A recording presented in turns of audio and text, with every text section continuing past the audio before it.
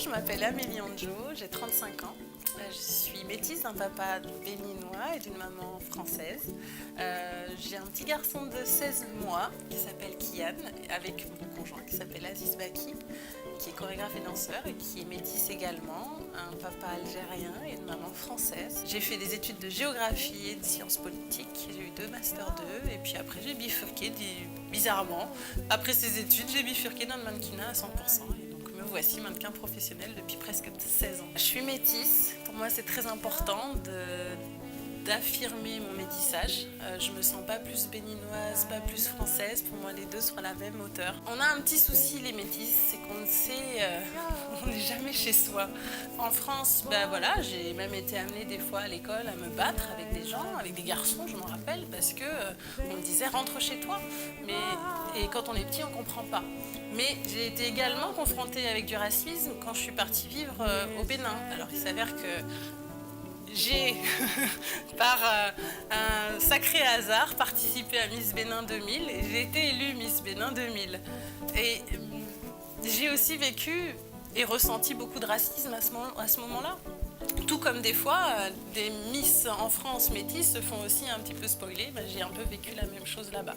Donc c'est vrai que finalement, en tant que métisse, on a toujours cette question, où est-ce qu'on peut être bien là, d'avoir un enfant encore métisse. Pour moi, voilà, c'est ce qu'il y a de plus beau et au contraire, on vit dans un monde où aujourd'hui il faut s'ouvrir un petit peu à toutes les cultures et je pense que le métissage, c'est ce qu'il y a de plus beau. J'ai envie de lui donner cette culture, c'est-à-dire qu'il s'imprègne de sa culture algérienne de par son grand-père, mais aussi de sa culture béninoise de par son grand-père maternel et par moi. C'est vrai que Aziz va de temps en temps lui parler en arabe, son grand-père il l'appelle Didi. Voilà, des choses qui pour nous c'est vraiment normal. Il faut qu'il évolue avec cette culture et qu'il connaisse ses pays.